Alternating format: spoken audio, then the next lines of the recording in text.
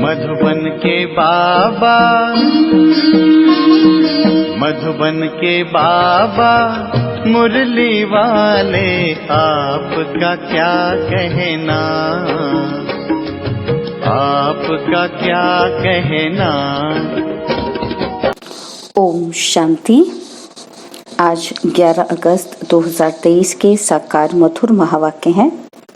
आज मीठे मीठे बाप दादा बोले, मीठे बच्चे, अभी तुम कौड़ी से हीरे जैसा बन रहे हो। ईश्वरीय गोद पाना ही हीरे जैसा बनना है। श्रीमत तुम्हें हीरे जैसा बना देती है। बाबा ने कहा, मीठे बच्चे, अभी तुम कौड़ी से हीरे जैसा बने हो। ईश्वर की गोद पाना ही हीरे जैसा बनना है। श्रीमत तुम्हें हीरे जैसा बना देती है। बाबा ने आज प्रश्न पूछा कि सतयुग में किसी को तो ताउसी तख्त माना बादशाही और किसी को दास दासी या प्रजापद मिलता है, इसका कारण क्या है? और उत्तर में बाबा समझाते कि सतयुग में ताउसी तख्त उन्हें मिलता जो संगम पर ज्ञान सागर की पढ़ाई को अच्छी रीति पढ़ते हैं और धारण करते हैं। ज्ञान रत्नों का दान कर बहुतों को आप समान बनाते हैं, और जो गफलत करते, देह अभिमान में आकर हंगामे मचाते, उन्हें प्रजापद मिल जाता है। पढ़ाई पर ध्यान ना देने वाले ही दास दासी बन जाते हैं। ओम शांति। कौड़ी से हीरे जैसा बनने वाले सिकिलदे पुरुषार्थी बच्चे यह जानते हैं कि माया का तूफान लगता है। बच्चे कौड़ी से हीरे जैसा बनने का पुरुषार्थ करते हैं, परंतु श्रीमत पर ना चलने के कारण फिर से माया का तूफान लगने से जोत बुझ जाती है। इस पर भी गीत है। बच्चों को अब मालूम पड़ा है कि हम सब पूज्य देवी देवता थे। यह आत्मा सुनती है बेहद के मोस्ट बिलवेड बाप द्वारा। उनकी यह महिमा गाई जाती है। वह ऊंच ते ऊंच भगवान है। सारी सृष्टि में उनको ही याद करते हैं, क्योंकि इस दुनिया में तो बरोबर दुख ही दुख है। ऐसा मत समझो कि सब मनुष्य बेसमझ हैं।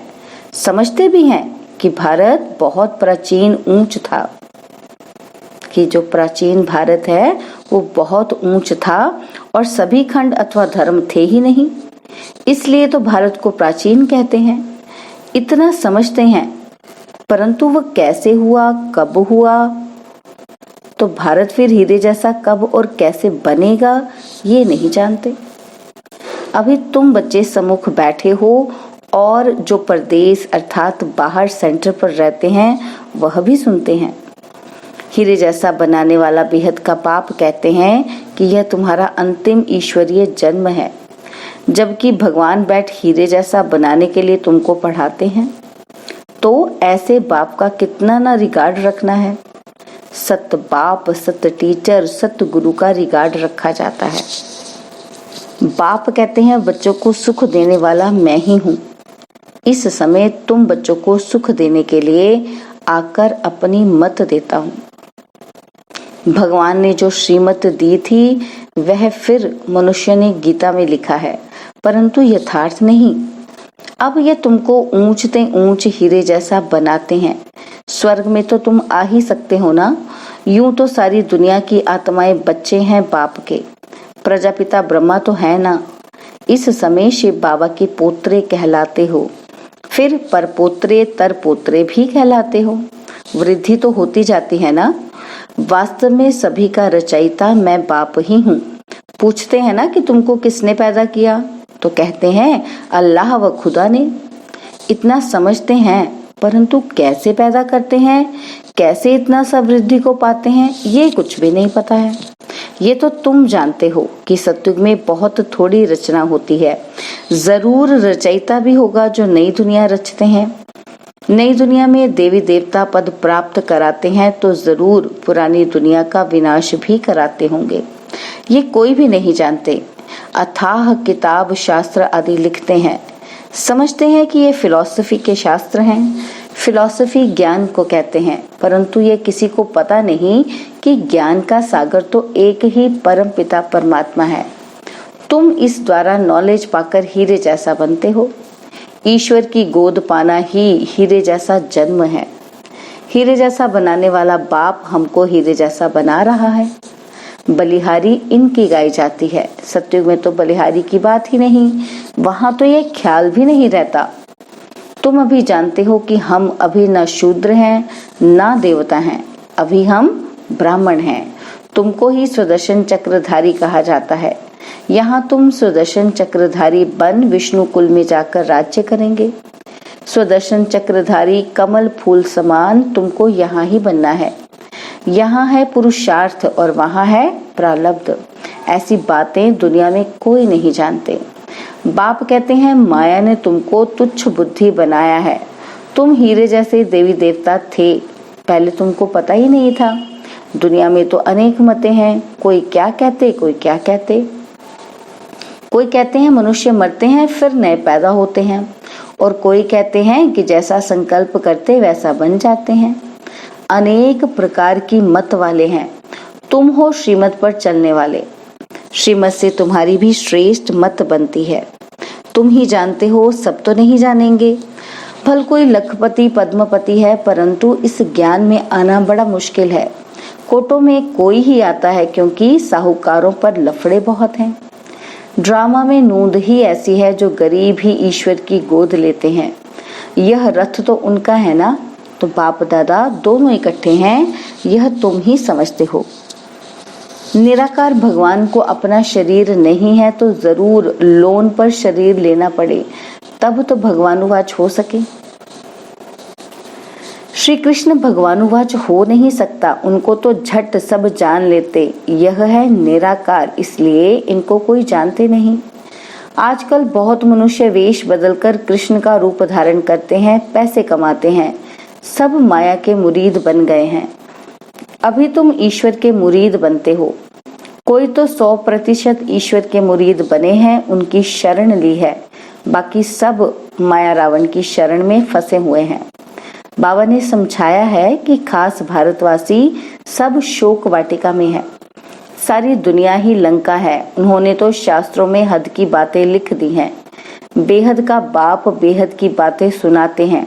तुम जानते हो अभी हम ईश्वर की गोद में हैं, और फिर हम नई दुनिया के मालिक देवी देवता बनेंगे।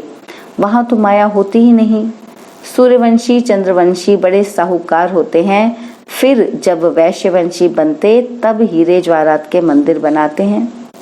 पहले पहले जो हीरे जवाहरात के मंदिर बनाते हैं वे ऐसे महलों में रहते हैं, इसलिए गाया जाता है कि भारत हीरे जैसा था।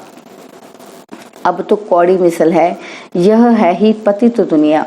भारत ही सचखंड पावन था, भारत ही अभी पतित खंड है। भारत को अभी हम पावन नहीं कहेंगे, अभी हम पावन बन रहे हैं। वहां तो है ही संपूर्ण निर्विकारी दुनिया। कृष्ण की कितनी भारी महिमा है। उनको झूले में झुलाते हैं, परंतु उनकी बायोग्राफी को नहीं जानते। तुम अभी जानते हो कि अभी कलयुग है, भारत ही सतयुग था। बरोबर 84 जन्म भारतवासी ही ले सकते हैं। तुम जब अच्छी रीति समझाते हो तो मान लेते हैं। इस ईश्वरीय गोद से भारत हीरे जैसा बनता है, यथा राजा रानी तथा प्रजा। प्रजा को भी हीरे जैसा कहेंगे। अभी यथा राजा रानी तथा प्रजा कौड़ी मिसल है, और अब हीरे जैसा बनाने वाला बाप आया है, तो पूरा पुरुषार्थ करना है। हीरे जैसा बनाने वाले बाप से ही पूरा योग लगाना है। तुम जानते हो शिव बाबा से हम बैकुंठ का मालिक बनते हैं। पढ़ाई पर ही सारा मदार है। पढ़ाई का ख्याल तो सबको करना चाहिए ना। घर में कामकाज करते भी ऐसा समझो कि हम गॉड फादर के स्टूडेंट हैं। हमारी पढ़ाई बिल्कुल ही सहज है, एक घड़ी भी आकर सुनना जरूर है। पॉइंट ऐसी अच्छी अच्छी निकलती हैं जो कोई समय अचानक ही किसी को तीर लग जाता है। इसलिए मुरली तो कैसे भी जरूर सुननी है। नहीं सुन सकते हैं तो पढ़नी है, प्रबंध हो सकता है। पहले तो एक हफ्ता भी अच्छी रीति समझना है, फिर नई नई पॉइंट्स समझने के लिए पढ़ना भी जरूर है। बाबा पढ़ाते रहते हैं, पॉइंट्स निकलती रहती है। बोर्ड पर भी लिख सकते हो कि बहनों और भाइयों आओ, तुम सबको इस सहज ज्ञान और सहज राजयोग से हीरे जैसा बनाएं। तुम्हारे पास तो चित्र भी सब हैं, उन पर समझाना बहुत सहज है। जैसे छोटे बच्चे को खिलौने दिखाकर बताया जाता है, पढ़ाते हैं कि ये हाथी है, ऐसे ऐसे करता है, ये ऊंट है, तो मनुष्य को भी परमात्मा का पता नहीं है और ना ही ये जानते हैं कि वे क्या करते हैं। उनके कर्तव्य को ना जाने तो बाकी महत्व क्या रहा। तो चित्र पर समझाना होता है, यह परमपिता परमात्मा शिव है, ये हीरे जैसा बनाने वाला है, इनसे वर्षा मिलता है ब्रह्मा द्वारा। ब्रह्मा कुमार कुमारियों को शिव बाबा पढ़ाकर ऐसा देवी देवता बनाते हैं। पढ़ाया है तब तो हम समझा सकते हैं ना, आगे नहीं जानते थे कि परमपिता परमात्मा आकर पढ़ाते हैं। समझानी तो बड़ी सहज है कि भारत हीरे जैसा था, अब कौड़ी जैसा है, और फिर कौड़ी पिछाड़ी धक्के क्यों खाते हो? यह सब धन माल आदि मिट्टी में मिल जाना है। अब तुम सचखंड के लिए सच्ची कमाई करो। पूरी कमाई ना करने के कारण बिल्कुल साधारण प्रजा में चले जाते हैं, प्रजा के भी नौकर बन जाते हैं। बाप का बनकर फिर बाप को फारकती दे देते हैं। तो बाबा समझाते हैं कि बच्चे, घर में भी मुरली मंगाकर पढ़ सकते हो, मुरली मिलती रहेगी, कहाँ भी हो तुमको पढ़ना जरूर है, पढ़ो और पढ़ाओ। विलायत में रहते तुम सर्विस कर सकते हो। बाप का परिचय देना है, प्रभाव तो अंत में ही निकलना है। समझेंगे कि बरोबर प्राचीन भारत हेवन था, कितना धन यहाँ से लूट कर ले गए हैं। सतयुग में चैतन्य में सारी सृष्टि के तुम मालिक बनते हो, यानी राज्य करते हो। फिर भक्ति मार्ग में जड़ चित्रों को एक कोठरी में बंद करके रखते हो, यादगार बनाते हो। पूजा का सामान भी तो चाहिए ना। अब तुम सब कुछ जान गए हो कि हम सब पूज्य थे, अब पुजारी बन गए हैं। पूज्य से पुजारी बनने में हमको कितना समय लगता है, कैसे मंदिर बने, हमने ही तो मंदिर बनवाए हैं। हमने अपने जड़ चित्र बनाकर अपनी ही पूजा शुरू की। कितनी वंडरफुल बातें हैं। बाप समझाते हैं, बच्चे अब कोई गफलत ना करो। देही अभिमानी बनने से ही तुम हीरे जैसा बनेंगे। देह अभिमान में नहीं आना है। देह अभिमान में आकर बड़े बड़े हंगामे मचाते हैं तो अपनी भी सत्यानाश और औरों की भी सत्यानाश करते हैं। एक ही ज्ञान सागर से कोई तो पढ़कर ताउसी तख्त पर बैठते हैं और कोई दास दासी। देखो, लक्ष्मी नारायण स्वर्ग के बादशाह थे, कितनी उनकी महिमा पूजा होती है, मंदिर बनाते हैं। अब तुम जानते हो कि हम फिर से सूर्यवंशी लक्ष्मी नारायण बन रहे हैं और फिर सूर्यवंशी से चंद्रवंशी में आएंगे। राजाई लेना कितना ऊंच पद है। पुरुषार्थ ऐसा करना और कराना है। अगर कराना नहीं जानते तो गोया पुरुषार्थ करना ही नहीं सीखे। आप समान नहीं बना सकते हो तो राजा रानी बन नहीं सकते। अविनाशी ज्ञान रत्नों का दान करना है। ये नशा बहुत थोड़ों को रहता है। देही अभिमानी हो रहने से खुशी का पारा चढ़ेगा। मम्मा बाबा को देखो, कितने ख्यालात रहते हैं। बाप को तरस पड़ता है कि इस बच्ची को मार मिलती है तो कैसे बचाया जाए। ऐशलम देने में कितने हंगामे हैं। सर्वशक्तिमान शिव बाबा द्वारा भारत को हीरे जैसा बनने की लॉटरी मिलती है। यहाँ तुम सम्मुख सुनते हो, अच्छा लगता है। बाबा डोज चढ़ाते रहते हैं। बच्चों को कदम कदम श्रीमत पर चलना चाहिए।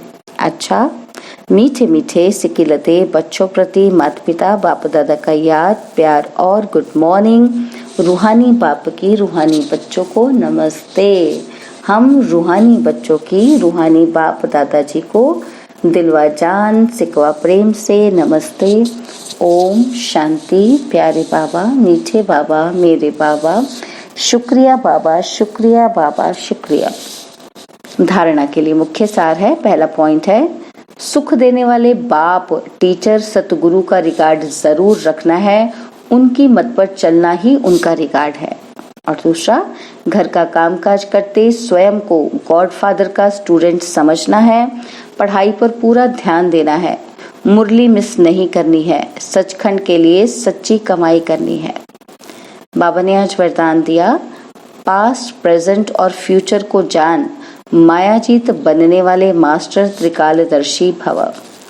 पास्ट प्रेजेंट और फ्यूचर को जान, मायाजीत बनने वाले मास्टर त्रिकालदर्शी भव। जो बच्चे तीनों कालों को जानते हैं वे कभी भी माया से हार नहीं खा सकते, क्योंकि वर्तमान क्या है और भविष्य में क्या होने वाला है दोनों ही त्रिकालदर्शी आत्मा की बुद्धि में स्पष्ट रहता है। क्या हूँ और क्या बनने वाला हूँ, वर्तमान और भविष्य दोनों का उन्हें नशा रहता है। उसी नशे की खुशी में उड़ते रहते हैं, इसलिए उनके पांव धरनी से ऊंचे होते हैं। वह देह के संबंध, देह के पुराने पदार्थों की आकर्षण में नहीं आते। स्लोगन है, जिनके पास सरलता का गुण है उनके लिए संगठन में चलना बहुत सहज है। जिनके पास सरलता का गुण है उनके लिए संगठन में चलना बहुत सहज है। ओम शांति। और अब यह एक बहुत अच्छी वीडियो भी जरूर देखें।